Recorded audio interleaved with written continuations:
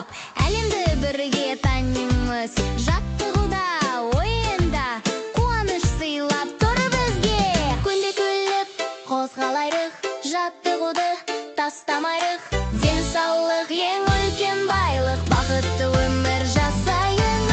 Күн көңілді күн, балаларға шаттық күн.